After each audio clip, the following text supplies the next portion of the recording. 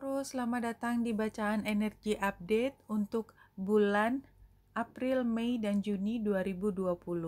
Ini adalah ulasan astrologi yang dikombinasikan dengan oracle cards dari spirit animal. Untuk masing-masing bulan, saya akan menggunakan satu chart tepat pada saat bulan baru. Jadi bulan April saya akan menggunakan chart di bulan baru di Aries pada tanggal 24 Maret 2020.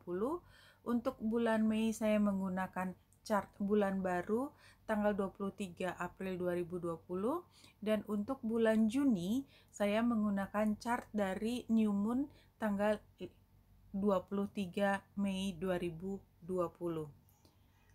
Ini adalah untuk Taurus ascendant atau rising, matahari, dan bulan.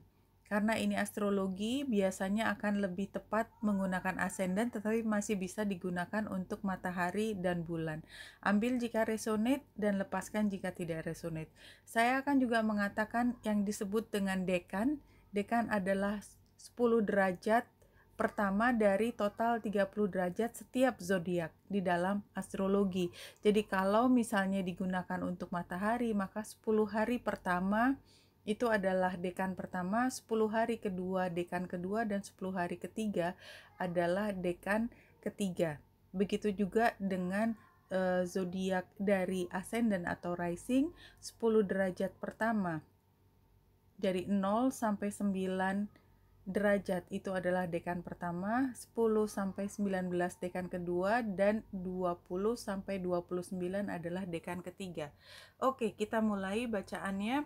Taurus untuk dekan pertama, bulan baru di Aries berada di rumah ke-12, tetapi buat yang dekan kedua dan ketiga berada di rumah ke-11. Artinya buat teman-teman yang dekan lebih awal dengan derajat lebih kecil, itu berada dalam situasi transformasi atau in between, completion, penyelesaian, dan juga barangkali karena situasi menunggu lumayan lama, biasanya teman-teman dalam kondisi agak bingung gini adalah menjadi lebih spiritual, lebih melepaskan diri kepada penciptanya. Jadi memang spiritualitas adalah di rumah ke-12, termasuk di sini adalah menjadi egoless, menjadi lebih mengutamakan kepentingan orang banyak daripada diri sendiri. Misalnya lebih penting keluarga besar daripada diri sendiri. Jadi seperti egonya hilang melebur menjadi ego yang lebih besar, orang yang lebih banyak, kelompok yang lebih besar. Begitu. Atau buat yang dekan kedua dan ketiga masih berada di rumah ke-11, itu masih berkaitan dengan teman-teman atau orang-orang yang berada di sekitarnya, termasuk orang-orang yang berada di kantor atau di status sosialnya. Jadi memang buat Taurus pada saat ini fokus memang lebih banyak ke orang lain daripada diri sendiri. Kalaupun ada masalah, masalahnya terkait dengan orang-orang sekitar atau bagaimana Taurus merasa bisa diterima oleh lingkungan yang lebih besar. Oke, kita lihat untuk kartu pertama bulan April yang bisa menggambarkan Taurus adalah Buffalo atau Gratitude. Buffalo sendiri sebenarnya adalah penggambaran dari Taurus, di mana biasanya Taurus termasuk fixed sign dari zodiak tanah, dan ini adalah zodiak tanah yang paling muda. Itu memang biasanya lebih sukar untuk membuat perubahan, lebih sangat lebih menikmati apa yang sudah diperoleh. Jadi tidak terlalu ingin bergerak. Dan pada saat ini kalau kita lihat Buffalo sebagai gratitude adalah memang Taurus merasa bahwa saat ini walaupun situasinya tidak jelas, membingungkan, masih in between di antara dua periode, tetapi Taurus masih mampu untuk bersyukur, berterima kasih atas situasinya pada saat ini karena dirasakan it's not so bad. Kira-kira seperti itu. Jadi masalah yang datang buat Taurus, Taurus menganggap ini sebagai ya namanya juga orang hidup, namanya juga orang kerja. Masalah itu adalah satu hal yang biasa. Oke, kita lanjut untuk bulan Mei 2020. Kita lihat bulan matahari itu conjunction dengan Uranus di Taurus di rumah pertama. Jadi buat teman-teman Taurus dekan pertama, perubahan terjadi dari cara pandang Taurus terhadap diri sendiri. Sementara buat teman-teman dari dekan kedua dan dekan ketiga, itu masih berkutat dengan transformasi. Jadi belum sampai satu keyakinan. Buat teman-teman dari dekan pertama merasa bahwa ini udah saatnya. Ya.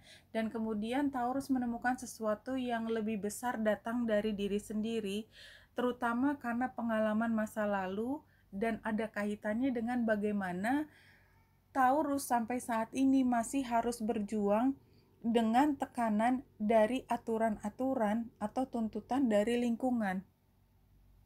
Tapi pada saat ini Taurus lebih fokus apa yang terbaik buat dirinya ke depan. Dan memang masih ada ketidakjelasan di dalam hal terkait dengan kontrak, terkait dengan saya harus kemana, dan itu harus diselesaikan oleh Taurus mungkin dalam 1 bulan ke depan. Dan kalau kita lihat untuk bulan Mei ini, kartu yang menggambarkan Taurus adalah Peace. Dove. Jadi pada saat ini Taurus kembali lagi tadi adalah gratitude, yang kedua adalah peace. Dalam situasi yang begitu sukar, saya melihat Taurus tadi dengan gambar buffalo-nya, dengan gambar dove-nya, somehow bisa lebih tinggi daripada permasalahan. Dan saya berharap memang teman-teman bisa sampai situasi seperti ini, ya. Jadi no matter what the world throw you, ya, apapun yang dilemparkan ke dirimu, kalau sayanya tenang, tidak ada yang lebih buruk daripada menyesali keadaan seperti itu. Tapi mungkin tidak semuanya teman-teman sudah sampai pada tingkat tersebut.